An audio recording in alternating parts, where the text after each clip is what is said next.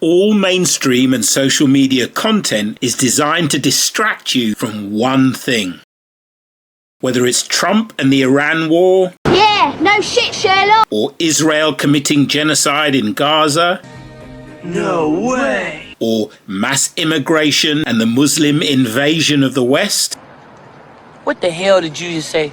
Or the great noticing that Jewish supremacists are always the ones behind every element of the controlled demolition of the West. That's not ridiculous. That's not ridiculous to say that. Or the pedestalization and enabling of toxic femininity. I'm sorry, what? Or the demonization and dehumanization of straight white men. Correct. Thank you. Or the brewing civil war between the woke Marxist left and the Christian Zionist right. Two cheeks of the same ass. Oh shit! Oh shit! Or the fracture between the Christian Zionist right and the nativist traditional right. That's a good point. You've got a good point. Or Hollywood's girl boss and race-swapping obsession. Cut. Or the manosphere's obsession with looks-maxing. You disrespect yourself and your nation. You are made of stupid. All of it is nothing but a distraction, or more accurately a misdirection, from the one thing the powers that be really don't want you to notice. That's crazy. And what's that? Well, in the style of all good storytelling, Bitch, please. Show, don't tell. Oh, I see. Instead of telling you what the powers that be don't want you to notice, I'm going to show you. Omar listening. Over the last few years, we've watched drones transform the modern battlefield. Cheap, unmanned aircraft are forcing militaries to rethink how wars are fought. Now imagine a weapon designed for the battlefield that doesn't fire a bullet, it doesn't launch a missile, and doesn't need an explosive projectile to hit its targets. Instead, it fires concentrated energy, traveling at the speed of light. That's the promise behind directed energy weapons. Using powerful lasers, high-power microwaves, and radio frequency beams. These systems are designed to disable, damage, or destroy a target almost instantly. This idea is not new. The US began researching directed energy in the 1960s, and the military has been chasing this technology for decades. From President Ronald Reagan's Strategic Defense Initiative in the 1980s, better known as Star Wars. If you'll pardon my stealing a film line, the Force is with us. To an ambitious airborne laser program in the 1900s, which modified a Boeing 747 with the goal of shooting ballistic missiles right out of the sky. For decades, the problem was practicality. The technology was too large, too expensive, and too difficult to deploy. But that is all changing. Today's directed energy weapons are becoming smaller, more powerful, and increasingly practical for ships, vehicles, aircrafts, and battlefield defense. Their appeal is obvious. No endless rounds of ammunition, no multi-million-dollar interceptor missiles. Instead, they use electricity. Each shot costs a fraction of a conventional missile and travels at the speed of light. The US is not alone. Foreign militaries, including Russia, China, Israel, and the UK, are also developing, testing, and fielding directed energy systems. But this is not just a story about a new weapon. It's a story about the future of warfare and a technology which can change the economics of battlefield defense. And can the Pentagon deploy them fast enough? And can industry build them at the scale modern warfare demands? Despite these questions, directed energy weapons are the future. Are the rules of war ready for weapons that are nearly invisible, incredibly fast, and increasingly difficult to defend against? Joining me now is Major Glenn Ignazio, a retired Air Force Special Operations Commander, national security expert, and defense technology innovator who has worked with Lockheed Martin and other defense tech companies. Glenn, I'm going to call you Major if that's okay. Welcome to the podcast. It's always good to see you. I want to start with the basics. When we say directed energy weapons, what are we talking about? What is it? All right, there's two types of systems. Okay, so there's lasers, which I think most people are familiar with, and then basically like microwave or RF radiation. Basically, very intense microwaves. Basically, you can't see it, radio signals, so forth. That does jamming. Lasers do a lot of damage. Actually, they both do a lot of damage. But those are the two. And actually, laser. A lot of people don't know it is actually an acronym. It stands for light amplified by a stimulated emission of radiation. A little geeky, but that's what it actually stands for. Oh, I love geeky. That's so interesting. That's a good note. I'm going to keep that in mind. When we talk about this technology, and you're very well informed in this space. You have said this changes the game based on the speed of light. That sounds like something from a movie. What did you mean by that? Okay, so say the fastest projectile we have, which is from like a rail gun, but I won't get into that, goes about 8,000 feet per second. That's about 1.5 miles per second. The speed of light is 186,000 miles per second. So imagine the difference of a bullet, taking into consideration wind and all this other stuff, to just the speed of light. Imagine your flashlight, you can point it at a missile and boom, it's gone. That's the speed, that's the intensity that most people don't even imagine. That is mind-boggling. So how is pointing a laser or microwave system at a drone, let's say, different from shooting it down with a bullet or a missile? Sure. So again, that bullet, for the time that it takes to get to something that's moving very fast, there's a lot of math, a lot of calculations, wind, all these different things you have to take in consideration, even the rotation of Earth if it's very far away, right? So there's a lot of things. With a laser, since it moves so fast at the speed of light, or even the RF, the microwave does the same thing, moves at the speed of light, like we were talking about, it's like putting a flashlight on a target and just pointing it around. So it's so intense, so fast, it's basically immediate. The difficulty part is detecting it and be able to track it. Okay, so there again, it's no informed consent. Right, this is close with Morrison's. All right, I won't get your face in it, but we've just done your sister, haven't we? Yeah. Just tried the magnet test on your sister. Doesn't stick to any part of the body except the injection site. I knew it. I told you so. So there you go, that proves it again, that you are a victim of the nanometer antenna. Don't be butthurt. You did it to yourself, okay? But we can help you. Yeah. All right, we can help you both. Got to record this and not recording. Doesn't stick. But there. That's where he had the shot. Surprise, motherfucker. That's where he had the COVID shot. Impossible. What, are you retarded? Let's try it again. Won't stick. There. That's where he had the shot. What is wrong with you people? Huh? The magnet. This is the arm I got. The thighs are shot in. And there it is. Come closer. Stick into my arm. That's where I got the shot. And here's the magnet on the arm. I didn't get the shot. You go figure it out. We're chipped. We're all fucked. Correct. So that the laser can be put on a point that is very delicate so that the device, whatever it may be, is destroyed.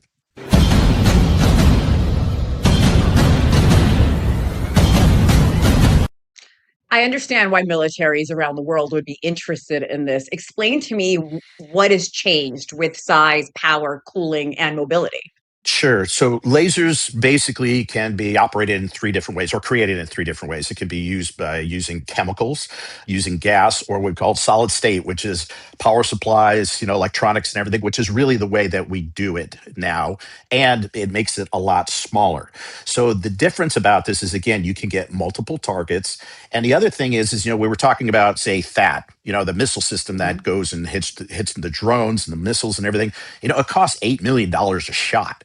When you're talking about a laser, you could be talking about 30 cents, $1 to shoot one pulse of laser against a drone that could be $100,000, $85,000 or more.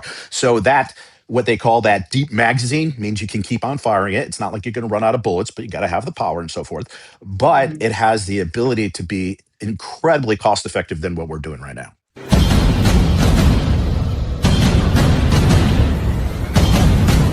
Major, I want to talk a bit on how we got here. Earlier in the podcast, I mentioned that airborne laser, a giant 747 built to shoot down missiles. What did that program prove, but also what did it fail to solve? Sure. Actually, it was supposed to work on it. It was pretty cool. So Boeing used a giant 747 that you're familiar with in the airlines, and Lockheed was going to be integrating the laser on it. And so this was, I would say, around the end of the 90s. I think it first flew in about 2007, but it was a chemical laser. And so we were talking about chemicals. The entire bottom of the 747 was filled with chemicals to be able to launch a laser while this 747 was airborne to hit ballistic missiles. Okay. It actually test fired. It worked pretty well. And based on the altitude and all these things would depend on how far away it could hit. So what the failure was again, it was very cumbersome. These chemicals were very dangerous and it would take a lot to fill it up. So you're basically flying like a liquid bomb. But at the same time, the deployment time, you literally would have to keep this aircraft airborne in a battle area almost continuously for a long period of time to be able to hit a ballistic missile as necessary. And then we've just had advancements with the missiles and so forth since then and the lasers. So great premise. I would say it was a great development moving forward, but it was just not operationally viable. And they finally decommissioned it around 2012. I think it was finished up. When you think about that, obviously the system is massive. The 747, how did we get from that to weapons that can now fit on ships, cars, or even smaller aircrafts? Yeah, just the development of technology. So again, using chemicals or gas or whatever, very intense, very powerful, but we've gotten to what we call the solid state. So it's the advancement of technology has been significant to where we can literally use it very quickly, use power supplies like large computers, lack for a better term, just trying to explain to your viewers. It's using all electronics and so forth and lenses to be able to make a laser operate at enough power to damage a adversary or a threat. So it's the advancement of technology. And again, those were the stepping stones, even way back in the 80s, late 80s, all the way to present day and just the advancements of what we've gotten to.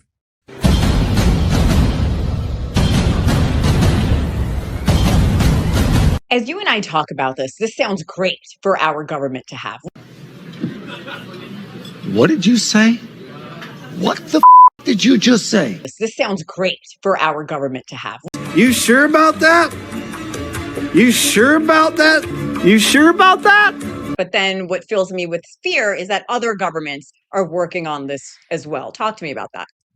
Yeah, absolutely. So other governments. So Israel actually has something operational right now. Note the lack of surprise. We're now at a stage where we're putting in what's called 5G, which is a special type of broadcast for high-density information transfers. And it turns out that this is the same frequency bands that are used in crowd dispersal weaponry.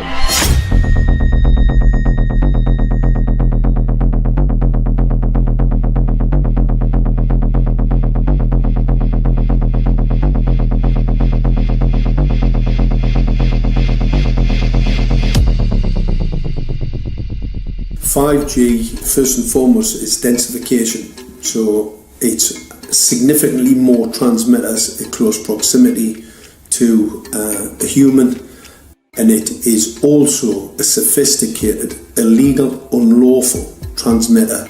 What I mean by that is it is a high gain dielectric lens antenna, and what that allows 5G transmitters to do is to 3D map its environment in your home. What? The 868 megahertz frequency is specific for battlefield interrogation systems, so sub-gigahertz. It allows the signal to travel through concrete brickwork with ease, and it can actually data gather. It is a target acquiring system.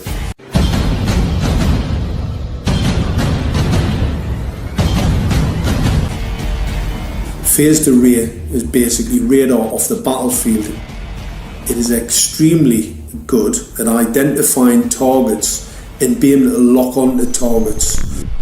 And not only that, it can specifically target you as an individual. Flashback. That's where I got the shot.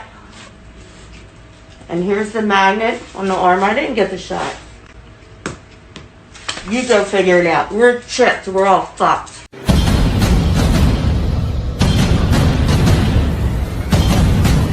So any judge sitting on an interesting case, let's say, any lawyer, any barrister, anybody doing any work that is potentially controversial, your life could be at threat. So the antenna design that you currently have on top of these LED street lights, masquerading as a control management system, it basically battlefield interrogation equipment. The first phased array unit was actually called Mammoth, used by the Germans during the Second World War to identify Allied aircraft. Obviously things have moved on significantly since then.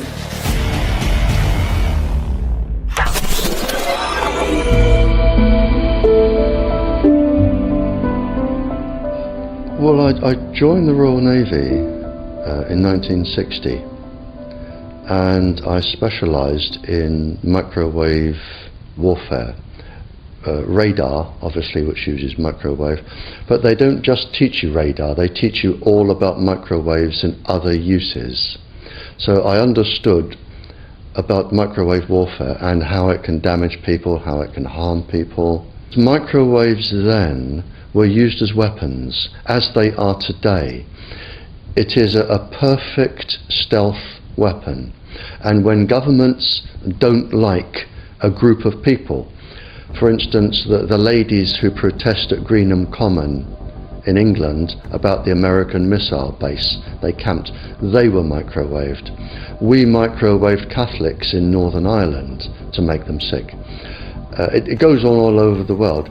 And it's a weapon that you don't know you're being targeted because the dose is very, very low, which is actually more dangerous than a high dose. It's very, very low, and it may take a year or two, but you can cause neurological damage and cancers with low-level microwaves, and you can make all your opponents sick. It's a perfect weapon for a government. Flashback. This sounds great for our government to have. This sounds great for our government to have. This sounds great for our government to have. Are you retarded?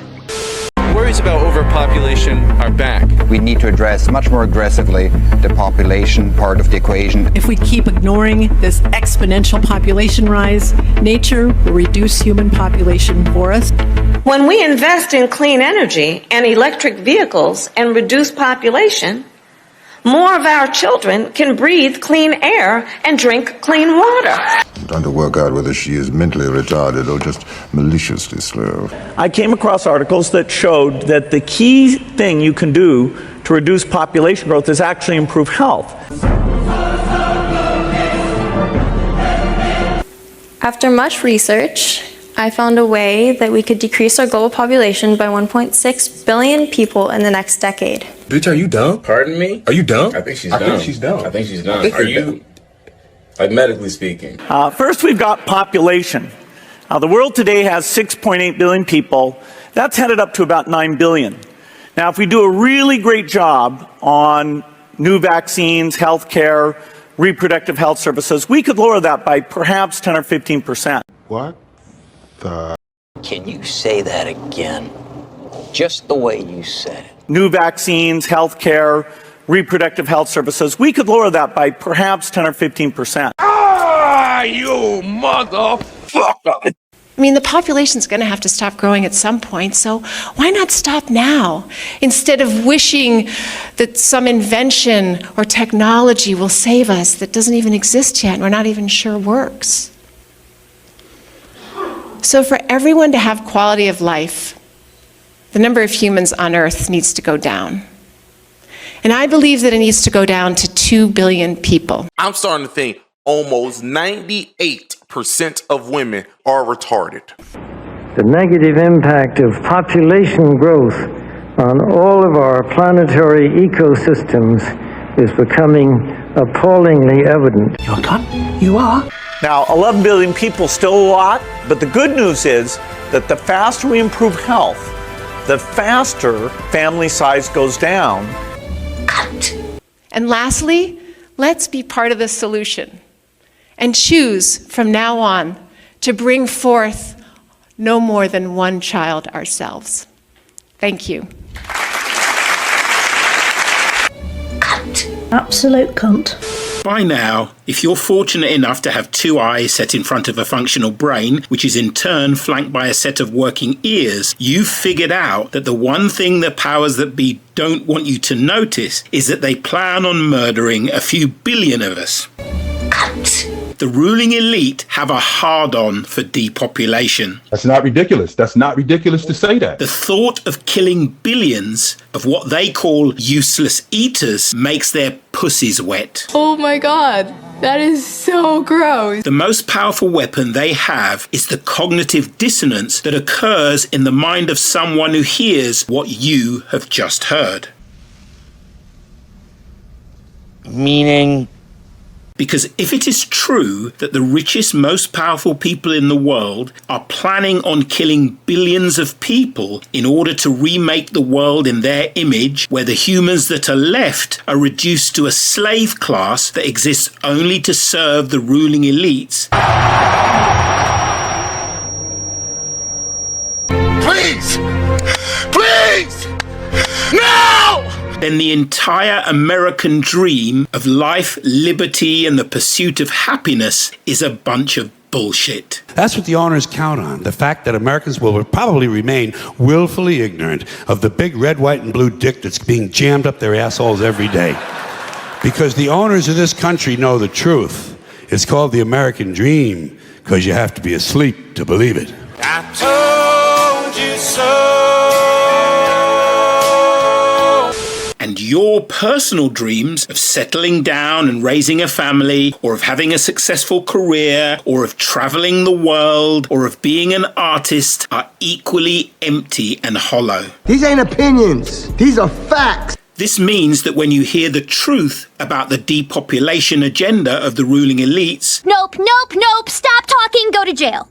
Your brain is offered the choice to accept this terrifying, painful truth. Oh my God, stop talking. Or to reject it as conspiracy theory and return to the ultimate comfort zone of living in denial. You bitch. The purpose of the rest of this video is to provide you with enough hard evidence that your cognitive dissonance does not catapult you into the padded cell of denial. Damn! But rather that your mind awakens to the truth of your reality and activates your soul. That's what I'm talking about!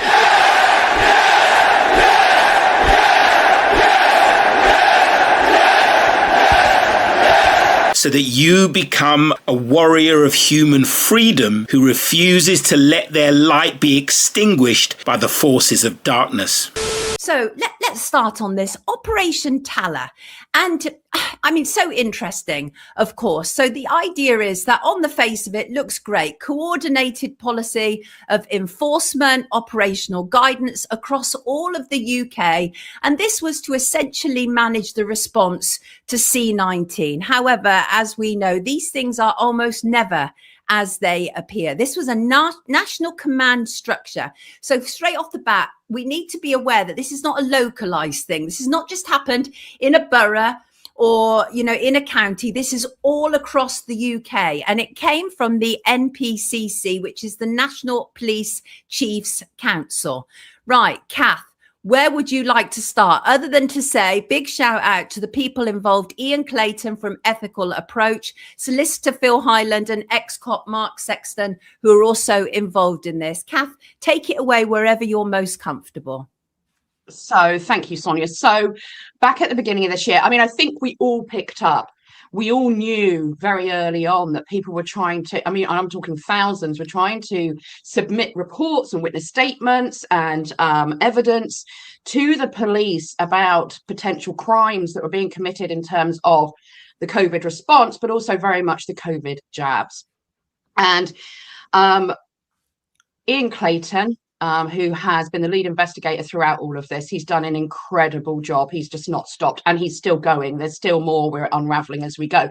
And I think that's why in the summer it was a little difficult for us to disseminate, because we were still waiting for some key evidence. And now we've got that, we can move forward and go very much more public with it, because it was quite confusing. As Ian saw a video at the beginning of the year by a lady called Moira Brown.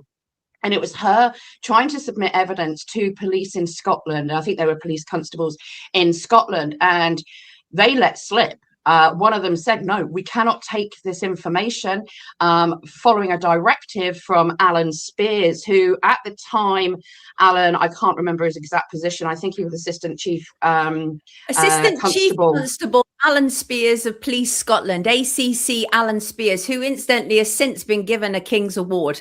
But that's I know you're that surprised, Kath. I know you're surprised. Sure. Right. So the directive came from him, right?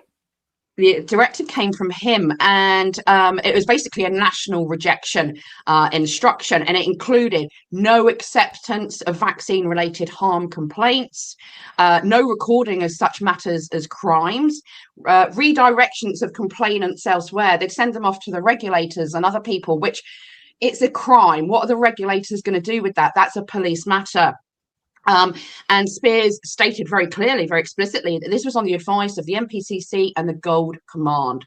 And it was a national directive, however much they might try and put that down to being a localized decision. It wasn't. It was a national directive.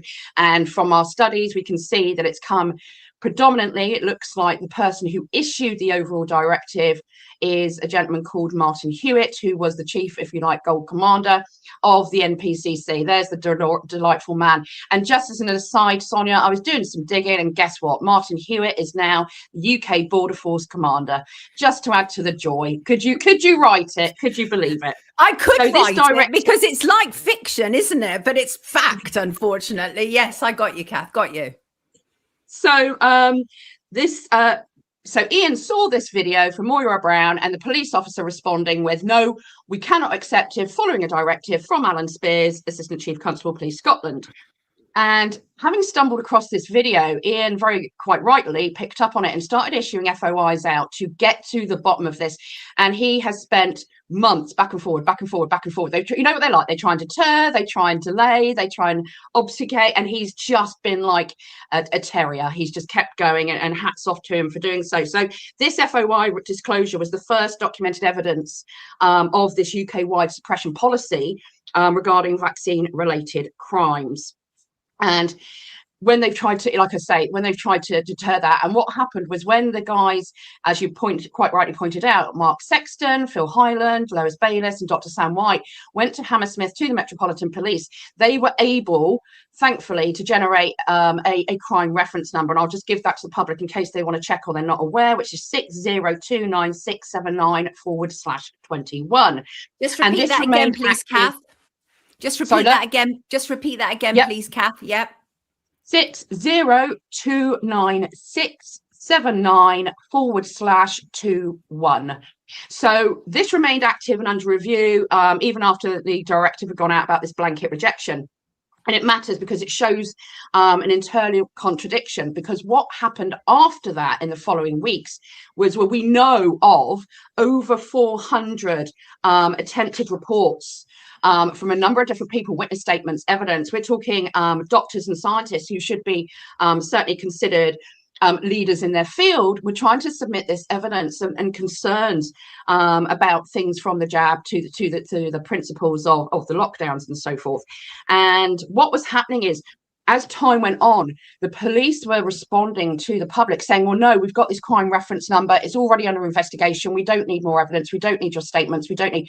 And they were turning the public away. They were refusing to take any evidence or information from the public. Now, under the statutory duties under the Criminal Procedure and Investigations Act of 1996, they're not allowed to do that. Now, this morning, very interestingly, during the night, Ian Clayton put out a report of a case study he was looking at that happened. And I just want to read some of this out to the public. So it makes it very easy for them to understand what the police did and how awful that was. So There was a case in 1979 of R versus, and I'm going to say Dytham, it's Dytham, and it proved that the police cannot lawfully refuse to hear your crime report. So what happened was PC Dytham witnessed a violent assault that led to a man's death, and he did nothing. He didn't intervene, he didn't call for backup, he didn't report it, he just walked away. And the Court of Appeal ruled that this was a criminal offence because police officers have a public duty to receive reports of crimes and act on them to protect the public. And in failing to do so, especially deliberately, is misconduct in public office. And it proves that police are legally required to act when a crime is reported to them, and doing nothing is unlawful. And as we've seen from Operation Tallow, that equates to thousands of people trying to report crimes and give evidence concerning vaccines harm and the COVID-related policies and so forth. But instead of receiving these reports, officers were instructed not to take them, told not to issue crime numbers, ordered to reject vaccine-related evidence at the front desk, and in many cases they refused to even look at the material. And this isn't an isolated or accidental incident. This is on the back of the directive that came from the very top. Let me just stop you there, because that's already it's mind-blowing. So we, and when I say we, I mean in a general term, but you all have evidence that not one of these crime reports was taken seriously. Yeah. Not so one the one of them. And they tried to push people away with the CRN number that I've just previously quoted, stating that it was already being looked at and everything else. And eventually that crime number was shut down. They said there wasn't enough evidence to support it, etc. And in the meantime, they've turned away at least over, and we know it's far exceeding this, but in terms of us being able to document, over 400 other reports, witness statements and pieces of evidence, thousands of pieces of evidence. Very significant. So going back to the NPCC, the idea of Operation Tallow was that they were coordinating advice, but that's not what you're saying. You're saying they were issuing orders. They were the directive, right? That's what you're saying. They issued it out across the UK, blanket. And the thing that it boils down to is when we've investigated further, and by we, I mean fundamentally Ian Clayton, again, hats off to the chap. Doing great job. Related this further because he went back, he got getting FOI responses. This is the beauty of this as well, Sonia. He has documented everything. Everything we are saying is evidenced. Everything we've got is currently open to the public to go and review. And there is more to come that's currently being worked on. So it doesn't just end here. But we are all about transparency. Let's face it, transparency has not been at the forefront over the last 5 years, and it's up to us to shine a light on the truth. So what Ian did from there was he ended up writing constitutional correspondence to the Lady Chief Justice Baroness Sue Carr, the Secretary of State for Justice David Lammy, the Ministry of Justice, the Chair of the Public Administration and Constitutional Affairs Committee Simon Hoare, and the Commissioner of the Metropolitan Police Mark Rowley. And he raised concerns about the constitutional integrity and statutory compliance and so forth, and the misleading of the public. And he took it from a policing issue to a constitutional oversight view, and put these guys on notice. And unsurprisingly, we haven't heard back from them. But this now shows how cornered they are, because in response, even though not included in the email, the Home Office responded on behalf of the Ministry of Justice. And I'm just showing you this because it shows this is beyond police corruption. And came back and advised Ian Clayton to take his evidence of constitutional concerns as well as the police breaking the law to the Citizens Advice Bureau, which shows that they have seriously. That's just ridiculous. Right. So the next thing that I just want to tackle, because I think this is the moment to do it, is the issue of freedom of information. Right. Now, the whole point about the Freedom of Information Act, which was introduced in 2000, was that it gives you some form of kind of transparency in a situation that is normally less than transparent. What happened in terms of the freedom of information around Operation Tallow? So Ian was able to get this information initially, the information he found, through FOIs. But what was interesting was there are certain deadlines, there are certain limitations on time that people are allowed to respond within that. They pushed everything, they extended everything, they delayed everything. There's some that's not even been responded to, Sonia. Right. But it was because of his dog-like determination that he managed to start extracting information and had to keep rewording things, and they kept, deferring it off elsewhere. There was a lot of faffing about.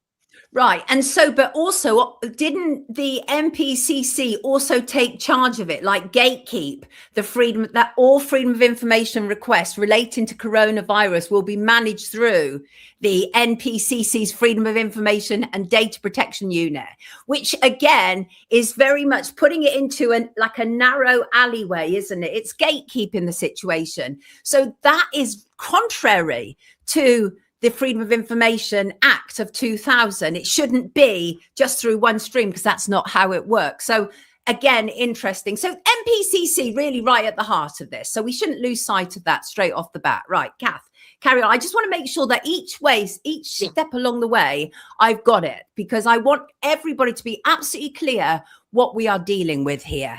Okay, over to you. So what Ian's done by getting this in front of the Lady Chief Justice and so forth, like I say, it's taken this from a purely just policing matter through to it being a constitutional crisis, and our rights being completely removed from us and hidden.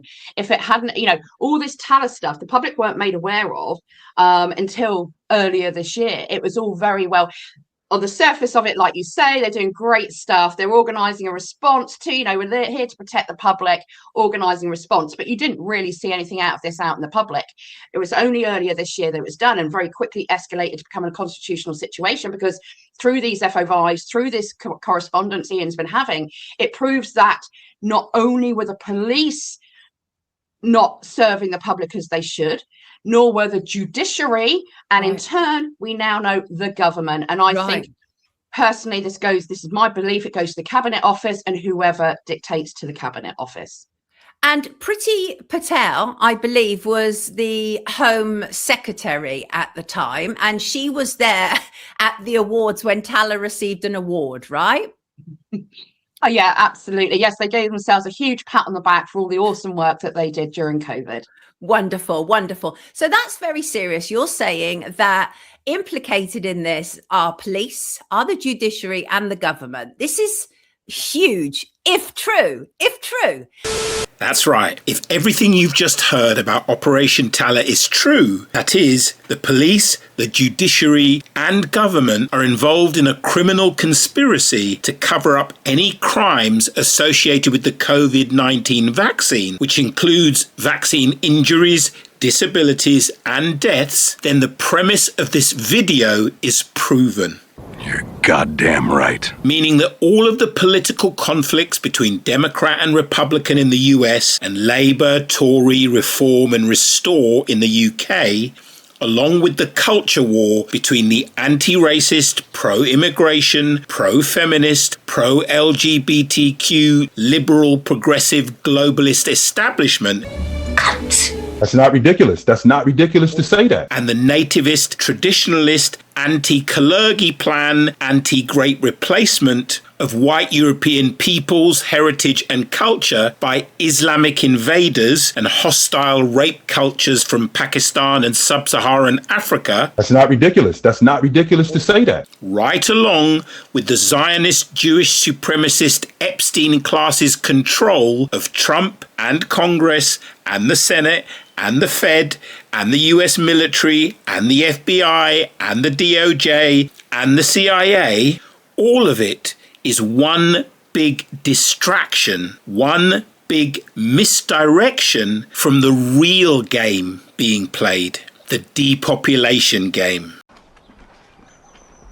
Fuck. The only game that matters, because if we lose this game, there won't be anyone left to play politics or culture war or to notice what the Jews are up to. That's not ridiculous. That's not ridiculous to say that. Which begs the question, how can we know if Operation Tala is true? Well, one way is to assume that it is true and act accordingly. Meaning meaning that if it is true, then there must be an external tracking and targeting weapon system to match the internal nanotech antennas that the COVID pandemic was used as a pretext to deceive, manipulate, and coerce billions of humans into taking so that they could be tracked and targeted and murdered more quickly and cost effectively. No, God! No, God, please, no! No! No! No! Yes! Meaning that if that tracking and targeting weapon system was discovered by a tracking and targeting weapon systems expert, and he was able to prove that it was indeed a tracking and targeting weapons system designed to kill millions of innocent people based on them accepting the mark of the beast. Jesus Christ. I mean the COVID jab.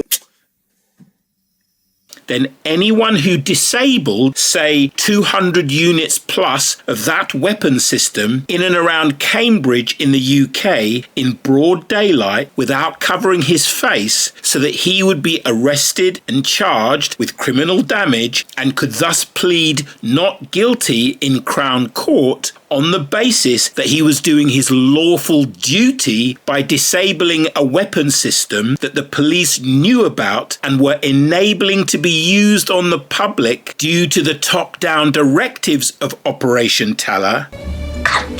Well then, if Operation Talor was true, there was no way the police could allow this man to talk about it in open court. Absolutely fucking not. So there was no way they could charge him with criminal damage for disabling over 200 units of that tracking and targeting weapon system. Absolutely fucking not. Meaning, if Operation Talor is true, anyone with the balls and the backbone, real bad man, can go around disabling the tracking and targeting weapons system meant to kill millions of innocent people, and there isn't a damn thing the police can do about it.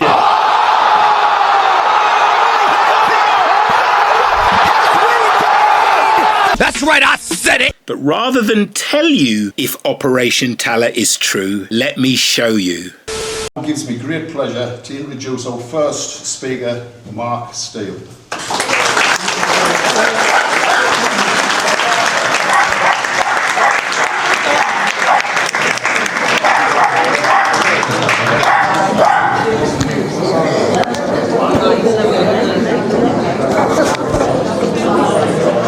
Right. Well, thanks for that, Eddie. Great to see as many happy faces. You might not be as happy when I'm finished with you. Chris asked us to do this because a lot of people, who knows me? Anybody here? Nobody. Who doesn't? Who hasn't seen any of my stuff before? Nobody who'll admit it. Exactly.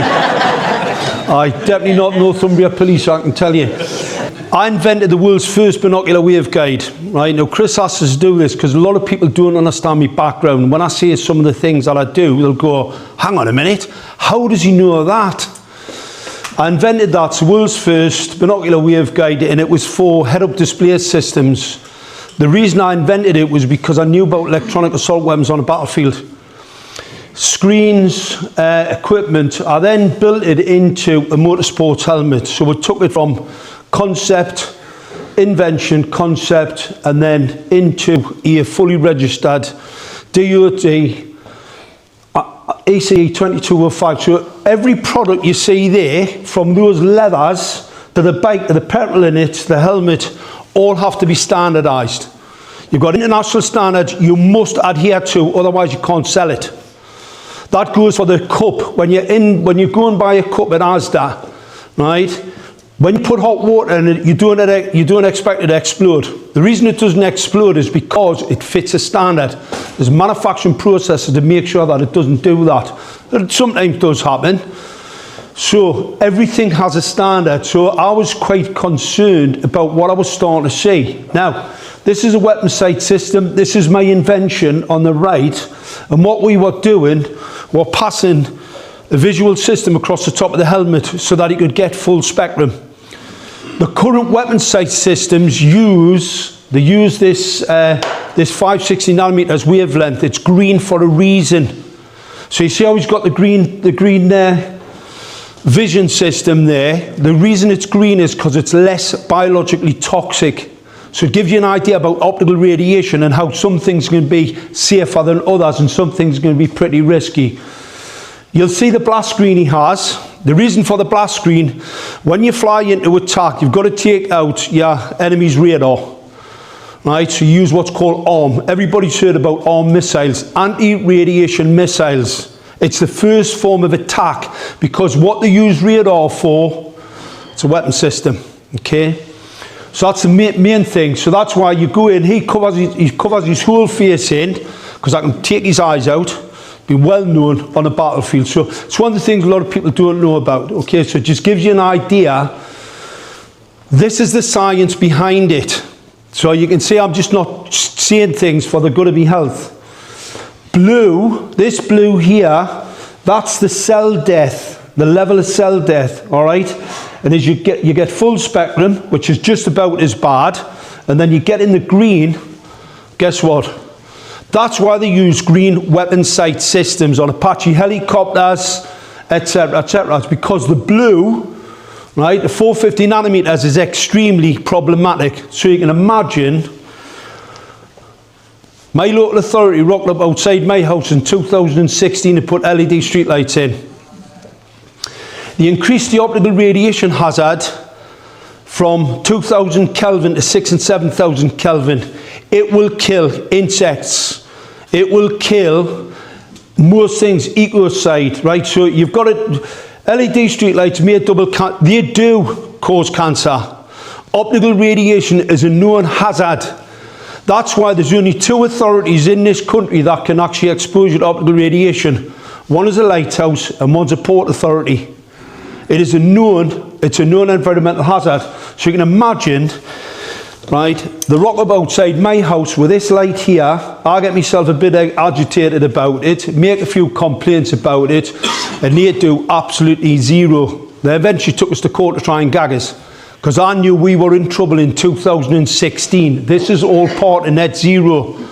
They've put illegal lighting in your streets, unsafe. These are category 2s, they're 0.25 a second, so don't think, you know, when people go, such and such is just getting cancer, it doesn't just happen. And not only does it not just happen, why are your public authorities not doing anything about it? We know, we know, we know. Kill them! Kill them all! The earlier part of the century, cancer was 1 in 100. Now you've got to remember, we're all sat over the top of coal fires, extremely dangerous, yeah? You had power stations, coking works, everything, 1 in 100. It's now 1 in 2, and they're talking about the one being everybody's going to get cancer. I wonder what it could be.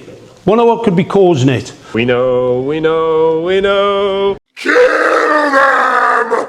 Kill them all! Now, one of the most dangerous things you can have with any type of optical radiation emitter is what's called flicker. Now, flicker is a problem. I'm not going to get that to play. If this was playing, you'll see the pulsing away, all right? It's a breach of the IEEE standards, right? You never want optical radiation emissions. The maximum in a category 2, 0.25 a second. Now, your government tell you those lights are safe because they're up above you. You can't look at them because it hurt your eyes. Guess what? They've just put them in all the new cars. Anybody having trouble driving around at night? Oh, yeah. Everybody's got sore eyes. You're getting back. They're illegal. They've weaponized the light system, right, to cause you harm. They know about this. They've known from the get-go. Now, I then went on to investigate, obviously, 5G and all the other weaponry type technologies that you see being deployed right across the whole country currently, right? Stuff that most people just don't understand. It's what's called asymmetrical unconventional warfare. Someone's declared war on you, all right? All part of net zero, all part of this climate agenda, right? C40 Digital City. Who's behind it? This clown. That's not ridiculous. That's not ridiculous to say that. And his mate, George Soros, C40 Cities, totally funded by George Soros, Bill Gates, the usual offenders. Ultra low emission zones. But what is quite interesting is this. That's a UK authority document. And what it says is the World Economic Forum chooses Belfast, Leeds and London. Hang on a minute. Who voted for the World Economic Forum? So you've got a UK authority document going in front of councils, local authorities, and they're being told that it's the World Economic Forum that's choosing your smart cities. That's a bit strange, isn't it? That's not democratic, is it? Absolutely fucking not. So, sustainable road transport. Now, when Con fitted his ultra-low emission zone for breathing difficulties, what actually happened, the exact inversion, they had a 30% increase in 999 call-outs for people who couldn't get their breath and a 20% increase in heart attacks. What could be causing it? We know, we know, we know. Kill them! Kill them all! Now, any sort of issue like that, you have people in your local authority, health authorities, you've got the directors for public health, they're paying themselves 120, 300 grand a year. I mean, fortunes to protect your health. Guess what? You've heard nothing from them. Nothing. Zip. Which tells me they're part of a criminal conspiracy to harm you. You're goddamn right. This equipment was deployed right away across London, right? It's a UNEX traffic unit. It's on a gimbal there. We were told by Transport for London, because as soon as I looked at that and I was watching the Blade Runners chopping it down. Who's the Blade Runners here? Can you stand up and give them lads a clap? They're heroes.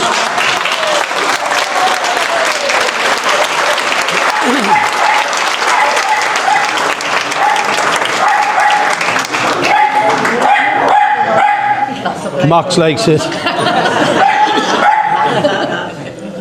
These are not cameras. We were told it was an NPR camera. And the NPR camera only needs a single vision engine. It's got two.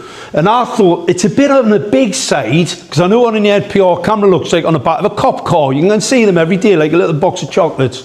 Well, that looks a bit big, so off I went to London to see if a couple of the Blade Runners down there, to see if we could get inside of one and actually have a look. What we discovered was a high-speed modem called Gemalto. It was built by Thales, one of the big defence contractors, with Huawei. Huawei's banned. They're a banned technology, especially with a modem. So what controls that? China. It's a Chinese-controlled piece of equipment. This was the unit. What we discovered inside were these multi-photon ionizing radiation emitters. That's a laser symbol there. You can see it with a little circle on it. And that there is a laser. See if I can get this to play it and you'll see. Now, that's called flicker. So you can't see it. It's infrared. You're driving around the city. So I'm thinking to myself, well, hang on a minute. If they've deployed this equipment and they haven't done an environmental impact analysis, then what we're going to really see, we're going to start seeing large numbers of people having eye injury, eye problems, all right? At the top of the traffic light, I was very interested in this little black box. You can just see it there, but also the grey box on the left-hand side. Because this all looks very interesting. It's all over the place, by the way. You don't have to go to London to see it. That is from London. You don't have to go to London. This is ubiquitous all over the country. The British government made available 6.8 billion. Can it fix your roads? Can it fix your hospitals? Can it fix anything? But they can spend 6.8 billion, and that clown, right, who's just left there, Keir Starmer. That's not ridiculous. That's not ridiculous to say that. He's just actually had to allocate another 4 billion. There's murders on, because I think they might have a war with Russia, and that's saying, no, the defence industry kind of the money we need it for the roads, for the cycle paths. Well, it's not for the cycle paths, is it? Absolutely fucking not. Multi-photon ionization always being known. This picture, this is Newcastle. So as you can see, Newcastle, you've got a stereoscopic unit there. It's called Neurostrike, by the way. That's what the Chinese call it. That thing on the left, 48 infrared laser brain scanner. What did you say? What the did you just say? Unbelievable. On a pedestrian crossing. What? The other thing, 32 cavity back. So pulsed light is, you'd fail every standard, right? So you can't have pulsing lights. Unfortunately, because infrared, you can't see them, but you've got to, this is part of the IE 802 15.6. It is a connection between the human body, automotive, car, combination, medical health and human body. It is an all-encompassing connecting you to the transport infrastructure. You can't be serious, man. You cannot be serious! How you think, well, how are they going to do that? That's the internals of the 48IR. Now, that's not supposed to be there. I've got the technical documents from this company, and those 48IR are not in the technical details. It's what they're hiding. If it was straightforward and it wasn't a problem, then why they're hiding it? This is here, on the back end of it, is this transmitter. It's all part of the 5G network, all 802 15.6, all right? So this is all part of this thing. So I'd expect, what would you expect? You'd expect people to have some serious eye problems, wouldn't you? Since the deployment, these are cataracts. Amazing, isn't it? It's the first thing I looked at. I got back and thought, the only thing I can think of, what would happen here, you get loads of people suffering eye injury because you can't see it. You can't avert your eyes from it. One of the reasons why people say to me, why do you wear them? The mirror helps to protect you from this invisible radiation emission. It's a breach of the Public Health and Control of Disease Act at 6.6 electron volts. I can get what's called multiphoton ionization. All of that ionization, everybody knows that ionizing radiation is dangerous, correct?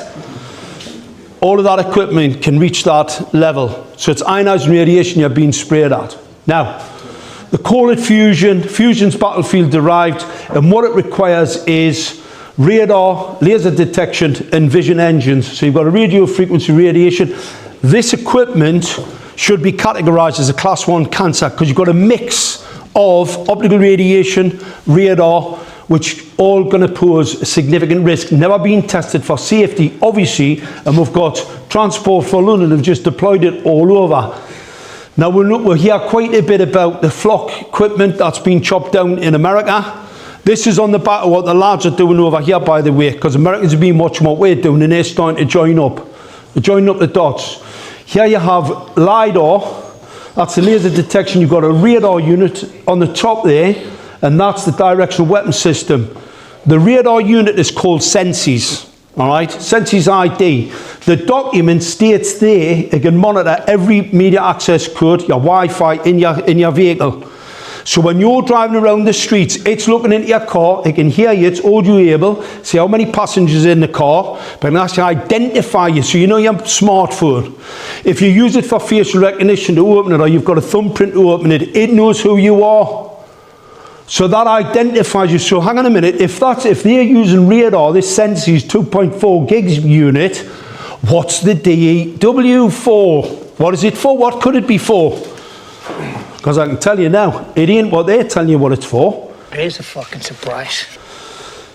Scientists camouflage heart rate from invasive radar base. So this radar that they've put up on pedestrian crossings, got no protection from it. It's cancer causing, right? I can initiate a cardiac arrest. If I know your heart rate, I can cause a cancellation wave and I can stop your heart, I can kill you. Son of a... That equipment is well able to murder you. No two ways about it. It's all over, being put up by councils, all part of this transport infrastructure upgrade. That's what I've been told by Newcastle Council. They spent £23 million and are going to spend a significant more amount to get more of it out there. No environmental impact analysis, just we're the council, we can do what we want. That's what you get from them. They must have a non-ionizing radiation sticker on because someone could climb up there and be in the near field and they'd be at significant risk. This is the Unex traffic gun sight. It's actually got a gun sight on it. It's got a radar gun. And so we broke one open and there you can see for everybody to see. All right, so I'm not making it up. That there is a 24 phased array antenna.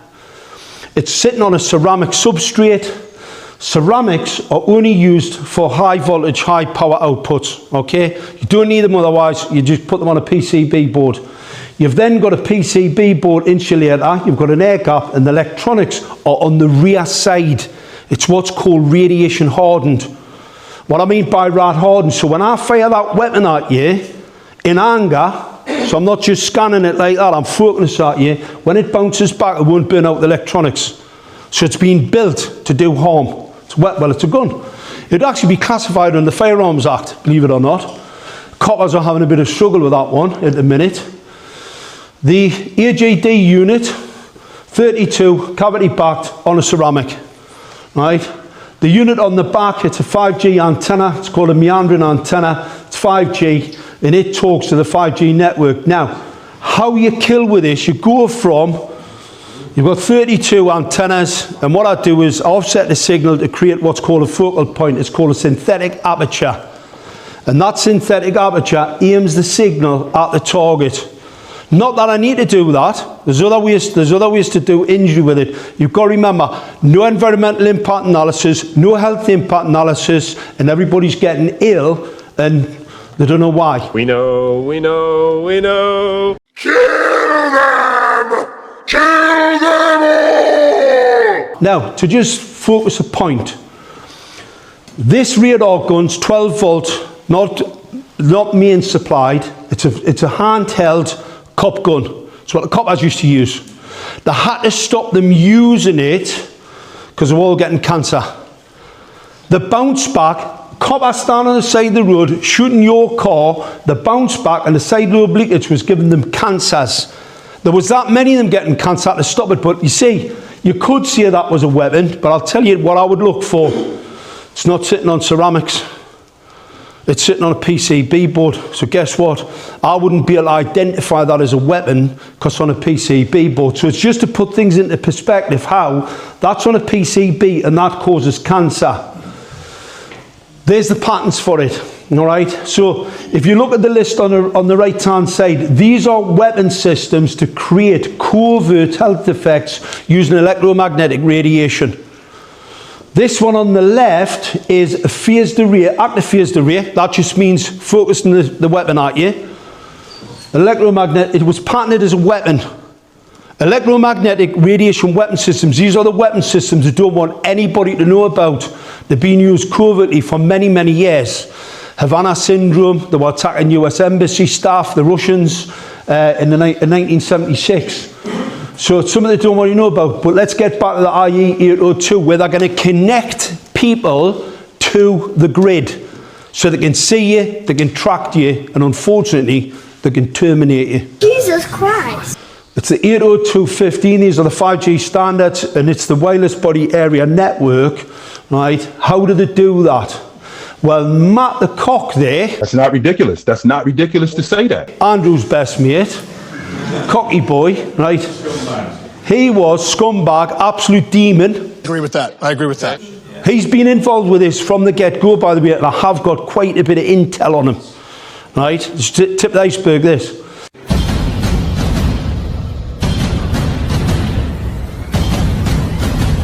He was a digital minister, and what he brought in was local authorities are not allowed to do any environmental impact analysis on any of this type of equipment. You give 5G masts, you give them the right to put them up without being able to do an environmental impact analysis, and your local authority have been told they cannot do health impact analysis when they put 5G in. Now, that goes against all your primary legislation. All the primary legislation, risk assessments. I can't even open a restaurant and not have the wrong coloured knives. They'll shut you down. Your council will shut a construction company down because they haven't got the right hat, the right tools. You know what? It's tool safety bullshit, most of it. But guess what? They'll allow them to put a 5G mast up down the bottom of your street and no environmental impact analysis. If that doesn't show alarm bells ringing in every council across the country, I mean, if I was a councillor and they said to me, oh, we're going to put a 5G mast and you're not allowed to check the environment and the environmental effect. That would make me think, wouldn't it? It would make anybody think. What they actually did, Matt's admitted chipping you on behalf of Bill Gates. Now, it's a graphite ferritic nanometal material. If anybody's had it, you can mitigate it. The first day I met Andrew, unfortunately, I said to him, can I test you with a near-dear magnet? And he went, not here. We'll have to go around the corner. Me, Phil, Graham took Andrew round the corner, and he was good enough to let us test him, and the magnet stuck to the contaminants in his deltoid. They're nanometal materials, and what it does, it allows me to track you in that space, and it's all part of this IE 802 15.6 standard. That scumbag... That's not ridiculous. That's not ridiculous to say that. Not only was he the minister, digital minister, he then became the health minister and obviously pushed the Bill Gates tracking technology. Ah, you motherfucker! That's the scientific study on it.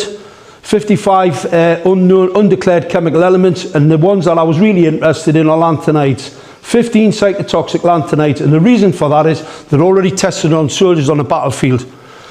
So if I've got a soldier on a battlefield and I can see his heart rate, and if I lose him, right, I know he's dead. I can look at him on a computer screen. It's like playing a game. And that's like one of these new games. So I'm watching my soldiers on a battlefield. One gets slotted, and that's him gone. And I can see it all. So that's where the technology was developed. That's what ended up in a lot of people's deltoids as a tracking technology. So we saw it coming pretty early on. It's linked with the data centres. Now think about it. Every single local authority is allowing these data centres to get built. Yeah? They're a total breach of their environmental legislation. They use massive amounts of power. Those are supposed to be reducing our power. It's all about reducing your power when it comes to net zero, but not when it's up to them to build their data centres. I mean, it's absolute nonsense. They're extremely dangerous because once they get these AI operating platforms up, they will be able to look down to a mesoscopic level. They'll be able to scan you on your pedestrian crossings. Well, they won't where the Blade Runners are because they're chopping them down. Right? They won't be able to do it there. In fact, I'm having a bit of a problem. In fact, blade running is running into a lot of problems with the cops. They're actually not charging them. They're arresting them, taking them in, interviewing them. We've got all the data. These are weapon systems. You are entitled under UK law and international law. You can remove them. 5G. Now, the British government said there's going to be no more radiation when they bring 5G in. Yeah? So that is a theoretical model of 5G, which increases getting a bit warm, isn't it? Isn't it a bit warm lately? Yeah? Well, no wonder. The more you put in, now these transmitters, for the 5G densification, right, it's expected that they're going to be every half a kilometre, right? That's what they say. Every half a kilometre you're going to see a 5G mast. So this picture's from Leeds. I can see 4 telecoms masts, 3 5G masts. It's in one photograph. They're not half a kilometre away. What they're playing at? Where's the planners? I mean, imagine being part of the planning authority and they go, we're going to put 3 masts next to each other. You would come, well, hang on a minute, they're supposed to be half a kilometre away from each other. No, they're just doing what they want. It's like the Wild West. Were caught. There was, I think, Nicholas Martin, right, and Ian Jarvis found there was about 500 documents had been faked for the safety. There's no safety in 5G, nonsense. That faked, a company had been set up and faked 500. Now that's tendering a false instrument. Guess what? You reported to the police, and guess what the police done? Just like Operation Tala. Zip. Nothing. Nothing to see here. Move along. I told you. What did I tell you? Didn't I tell you? 'Cause I told you. And when did I tell you? A long time ago. And what did I say will happen when I told you? Exactly what just happened. Tendering a false instrument is a criminal offence. The reason for that, and the reason why the police are conspiring with these organisations to do it, the main blanket coverage for 5G sub-gig, long range. Remember the story used to get off them all the time? You need them every few metres because The millimetre waves don't travel very far in air. Absolute garbage. Total nonsense. These are ceramic heads that phase the ray. It's a weapon system, not for your telecommunications. All right? This document is from Ericsson, the bottom one, and what it says is the 5G network rollout is impossible for safety. That's Ericsson, that's an industry document. They say it can't be done. Guess what? Perfectly safe. You speak to anybody in the government, it's not perfectly safe. Well, what it really is 5G. That's what 5G is. It's a battlefield. It's the future battle space. I would play the drone video. I think we might be able to get it playing there. We've seen a lot of drone activity. Now drones need to geolocate themselves, all right? So if I've got a total mesh network, right, I can get the drone to like see where it is in a 3D space. Because after they've shot you on the pedestrian crossing, that's what's coming next. Make no mistake about it, what these criminals have done to her, they're planning something absolutely horrific. But like I said before, they need the data centers up before they can do that. Because the data center is going to be able to control that drone. AI is going to be able to control that drone directly in on target. That's what the 5G battlefield is. Now, the other day I had some people contact me very concerned about what BT are putting up on these telegraph poles. These are audio-able, right, so it's actually listening to spine tech. This one was outside of the Travellers Rest in Sunnyside, so everybody's sitting in the pub, having a bit chit-chat. Just be very careful what you're saying. I know they're listening on your mobile phone, but you've got to be very careful around this tech because it can hear you. Now, when would you ever in history think that BT, Openreach, really wanted to spy on you 24/7? It's all illegal. It's all breaching GDPR. They are fibre optic, and that the way it's curled like that, right, specifically so they can hear you in your own streets. This is Sunnyside, a small pit village. On top of there, you've got the Senses unit, right, and you've also got a phased array 32 cavity back. What could it really be? Well, what we do know is they are planning to harm us, okay? Danger lithium batteries, you see them all the time blown up, yeah? The US government are basically saying that time bombs, well, there are time bombs. See that 5G mast? I can focus a beam directly at it and explode it. I can activate it, I can overcharge it and I can blow it up on you, just like a dirty bomb.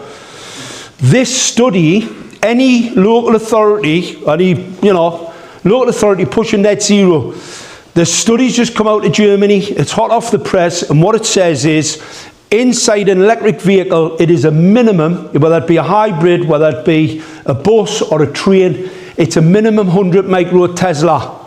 Might mean a lot to a lot of people, but it's 20 times over the ICNIRP guidance. That means it'll cause sterility, cancer, that's every single, so any local authority pushing you into an electric vehicle or trying to encourage you into electric vehicles, I've just had it out with NECA, North East Combined Authority, they've made hundreds of millions of pounds available to go north east to buy buses to put kids in for school to sterilise them. Absolutely unbelievable. And the other issue with these type of vehicles, this one was a diesel, well, a hybrid diesel at Luton Airport. And obviously the battery got on fire. Now, the guy who obviously had it, the diesel tank was pretty empty. So it just got hotter and hotter and hotter and hotter, and it blew. £6 million worth of damage. One vehicle, can you imagine? That's the sort of thing that get you banned straight away. But guess what? Nobody's banning it because what they want you in them so they can actually sterilise you. Now, one of the things a lot of people don't understand, you don't need a lot of power microwaves to kill you or injure you, right? Small amounts will do it. Impact of electromagnetic radiation fields. Now, this study was done on all of the published peer-reviewed papers that they could get their hands on. So a total assessment of all of the published work. And what it says is electromagnetic radiation, fertility, sterility, kids in particular. When did they ever tell you how dangerous your Wi-Fi was? When did anybody ever give you warning? When do you ever see it in the media? It was like the safe and effective, wasn't it? Nobody actually told you any of this. They didn't tell you that lower level microwave signals can cause you to have a heart attack. Death by seizure can also cause neurological pathologies like a stroke, right? All well known in the industry. One of the things I can do when we're not using a lot of power, right, is cause what's called relay. And all I have to do is create a counterclockwise spin. Your blood is clockwise.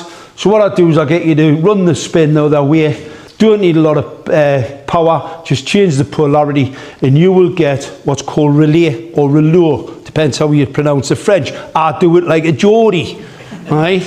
Like relay, well I don't know, I'll have to get some French kid to tell us. Anyway, all part of the same standard. They weren't kidding, right?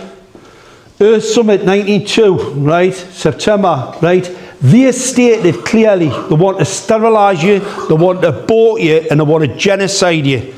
So the same characters who are pushing your electric vehicles, your low emission zones, your climate emergency, right? That's what they want to do. That's the plan. It's in black and white. That's their document. You can't find it. They're not shy. Klaus Schwab's not shy. He's already told you what he's going to do. He's going to strip you of all your assets. You will own nothing and they're going to have everything. And you're going to be happy. Well, you're probably not going to be happy. You're probably going to be dead. Because they're not planning for you to be happy, are they really? Let's be honest. I mean, that's another one of their lies. Now, obviously, Blade Runners, can we get another round of applause for the Blade Runners? Hey, hey. You know what? Hey. Blade Runners, your country needs you. Now, the reason why I'm saying that, right, this is fracturing that system. Because the coppers have got to come out, they've got to nick you, they've then got to see the evidence. So the coppers are getting evidence going, whoa, I had 2 cops at my house. And I tested both with a magnet, and they both went out. They went, what's it all about? I went, they're going to kill you lot. Because I'm not shy either. I'll just tell them how it is, straight off the hip. I went, they're going to murder you. And I will tell them till the cows come home. That's exactly what they're going to do, by the way. Public sector workers, council workers, police, military, they were very, very forceful about making sure that most of the coppers got the tracking technology injected into them. Now, Criminal Damage Act, you have a defence in law. You only have to believe it. I can prove it. But you only, in your true belief, right, it's justified, you can actually destroy it. You can take it out. So it's got to be a true belief, by the way. So I always say to people, understand the technology. Don't take my word for it. You must understand the technology. So if you were to do anything, it has to be what's happening in your head at that time. I always tell people as well, get a duty solicitor, because I like to get the evidence. If you don't get one, they won't give you it. The coppers, they basically breach pace. So let's just see how you do the New World Order. During the day, right?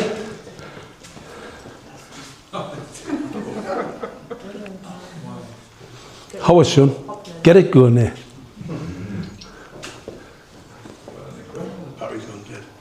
Oh no, it hasn't like. You can see it only takes it only takes a second or so. Right.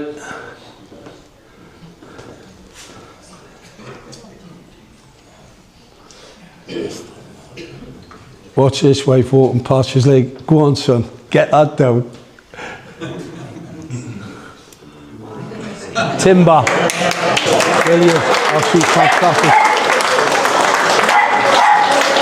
So the great thing is we've still got some heroes left in this country, right? We've still got some heroes about, right? You're doing nothing wrong. You have a right in law to do that. Don't believe what they say. These are weapon systems. Matt Houston's case, I was supposed to be up in court, part of his defence as a witness, because went down to London, I showed his legal team what they've deployed on top of him in Transport for London. Transport for London, by the way, say the radar doesn't exist. I've got it documented. I've got 2 statements from them to say it doesn't exist. Well, it does exist because we've got them. Right? We've been inside them and actually that's what the lads were chopping down. So how can they say it doesn't exist? It's ludicrous.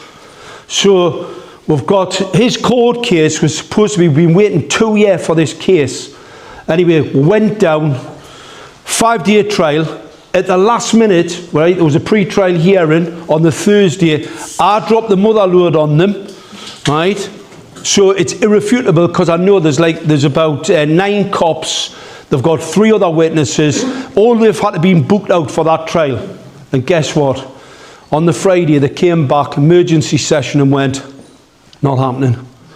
Not happening. We're putting it back at the back end of 2027. They're desperate to get into these non-jury trials, right, so that the jury don't get to know, right? If the jury find out what your British government are funding to murder you, it's all Chinese controlled, right? That's what it is.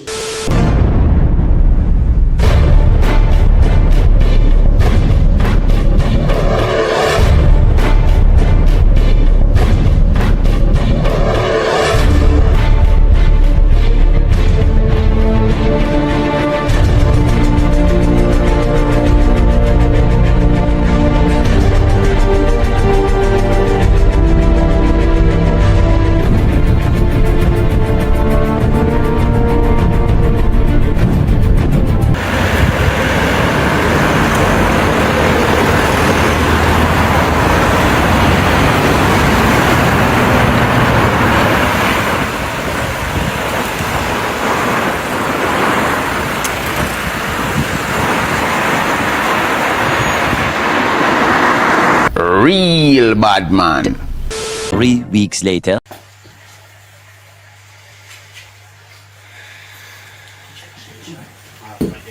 So it is absolutely true then about Operation Tallow. What did you say? What the did you just say? When I bring that up, you're actually completely silent. You can't even speak about it. Don't know what it is, unfortunately. No, I'm sure. Yeah. Sure. Man, there you go with that bullshit. What it is, so. Sure. I'll have a little look up and see what it is when I'm heading back later. Yeah, so during the COVID-1984 scandemic, I can see what he's doing. I can see it, I feel it. He's cooking. The highest of the high of the police forces met up and made sure that no vaccine crimes were ever talked about, and they were all ignored entirely, which makes you criminally liable in a conspiracy to commit murder against the public. Yeah?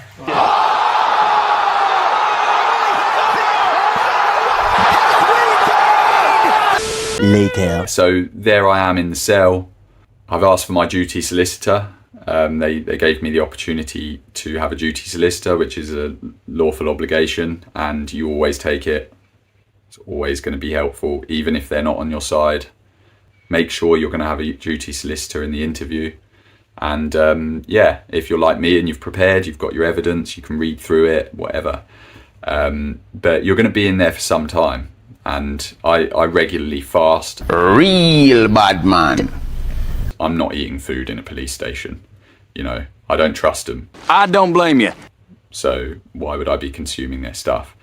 I drunk water, no tea or coffee. I don't need the stimulation. You know, I just want to be focused and in the zone. Real bad man. Just drinking water, meditating, and getting through. I was actually, while I was in there, thinking to myself, I wonder if that video that we took at the beginning has been posted. I was kind of in my meditation just thinking, like, imagine if it has. Imagine if it hasn't. I wonder what's going on out there. At that moment, little did I know that the video had been posted, and it's already clocking tens, hundreds of thousands of views. That's what I'm talking about! Which probably wasn't that nice for the investigating officers, I have to say. But I didn't know any of this, of course. So yeah, by the time we got into the interview, it must have been 250,000, something like that. The arrest video, that is. And I'm just sitting there in this room where it sounds like someone's hoovering the door, really tuning into, you know, what people are feeling about this whole thing. And I actually felt a lot of support, you know. Where that was from, I don't know, but I could feel support, because, you know, the general sentiment of people now is that something is up, and people are at least beginning to see that this isn't in the favour of the people. So yeah, I was getting those feelings, but didn't realise quite, you know, how far on it was with views and whatever online. And yeah, eventually I went for this interview. It was late afternoon, I would say. And I gave my written statement, gave my evidence, and then... Bitch, please. I'm not answering questions. My nigga. Once that's over, you know, an hour and a half of questions answered, questions asked that I'm not answering.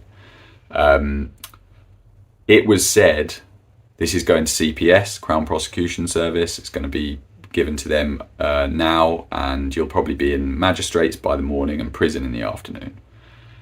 And the solicitor, the duty solicitor, when the police walked out, they kind of mic dropped it. You know, they were obviously slightly frustrated at this point, but they mic dropped that and then walked out, and they were like, we do what we want. My duty solicitor says, okay, CPS, it's the Crown Prosecution Service. And then you'll end up in magistrates, which is basically a police court, and, you know, they also do what they want, and then you're going to be in the nick. So he was like, wow, you know, they're going for it. But all you can do now is go back to your cell. And I was like, okay, you know. At that point, let's say 10 hours, 12 hours in, you're thinking, you know, it doesn't really change anything. Like, the process has begun now. Like I said before, it's like it's gone from a 0 to a 1. You're involved. This is what's happening. You chose the moment that you went and took action. You knew that this was going to happen, you know. Real bad man. And yeah, the next hour and a half, I was quite tired because I'd been, you know, meditating, doing yoga and whatever for the whole day, trying to keep myself focused for that interview. And yeah, I went to have some sleep. So I got some rest, and then suddenly the door flings open. Get your stuff, you're out. Your thoughts? What? Simple as that. It took less than 10 minutes from that door flinging open to me collecting my bags, putting on all the stuff that they've taken off me, and suddenly I was out in the open. No way! There's a park just outside the station in Cambridge, Parker's Piece. And suddenly I'm out, the sun's still up. You know, it was about 9 o'clock and mid-ish summer. And I'm like, what just happened? I've got no phone and I have to walk home. But I'm walking home all the way and I'm just going, what is going on? What is going on? You know, I've got no bail conditions. I had a holiday booked in a few days' time, and I asked before I left what I can go out the country. They said, yeah, it's absolutely fine. I'm like, wow. So it's true. I mean, I knew all along, of course, but this was just like, you know, the final nail in the coffin of fallacy. You know, it's dead. You know, they know that I know, and they can't do anything about it.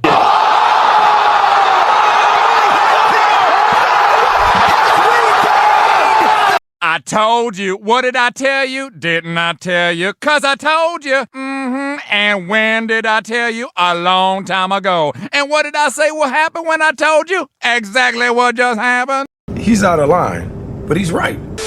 Wake up, Neo. The Matrix has you. The depopulation agenda is real. The COVID jab, or as I call it, the Depop shot, was just the beginning. These phased array electronic assault weapons, disguised as traffic sensors and ULEZ cameras, are stage 2. Fuck. If you're an able-bodied man, join the Blade Runners in disabling them. Are you out of your fucking mind? If you're not, share this video with everyone you know to raise awareness that the government and the police are trying to kill you. How could you be so sure? Because we have a Hulk called Mark Steele. Oh dear, we are in trouble. Now, Ben's case in Cambridge is an example of a perfect way to do it. Fortunately, I was able to speak to Ben the day before. We'd already lodged with Cambridgeshire Police that what had been damaged was in fact a weapon system. So his arrest was an unlawful arrest. Okay, it was illegal because what the police were doing, what Cambridgeshire Constabulary were doing, they were stopping him from upholding the law. I told you so. We all have a duty, not just a legal right. We have a duty to remove these weapon systems. So that's why I'm telling you. But you've got to remember, in the first instance, you have to understand the technology and know that it is a weapon system. That is irrefutable, by the way, if you get the actual evidence. Now, when you're bailed, right, obviously there'll be bail conditions. You can challenge them in a magistrate's court, okay, if they're onerous, which they may be. And the reason why they didn't put any bail conditions on Ben's case, because they know it's a weapon system. The whole reason why he had a detective inspector searching his house. I mean, detective inspectors do not turn out, right, for a criminal damage. You know, it just doesn't happen, right? They're like chicken's teeth. I mean, you can't even get a couple of uniform to come out when your house is being burgled. This is a simple, not complicated criminal damage, alleged criminal damage, right, which wouldn't necessitate the inspector, the detective inspector in particular, to come to your home to search it. They were looking for all sorts of paraphernalia because they know, this has come from the top, they know that what's been deployed is an illegal weapons system. I spoke to the detective inspector and I told him and his ilk, right, for covering up this crime, this criminal enterprise, and because it's connected with Operation Tala, will be in serious trouble.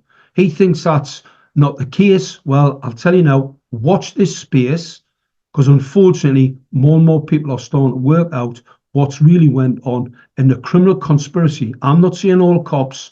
In fact, I would suggest there's only a very, very small minority of these really bad apples, right?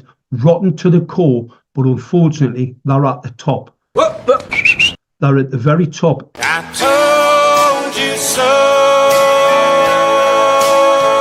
And they permeate all of this sectarianism, all of this bias in relation to, you know, depending on where you're from, etc., etc. So, unfortunately for them, lots more people are starting to get the knowledge. Knowledge is key. If you need knowledge, the Save Us Now Substack, absolutely crucial.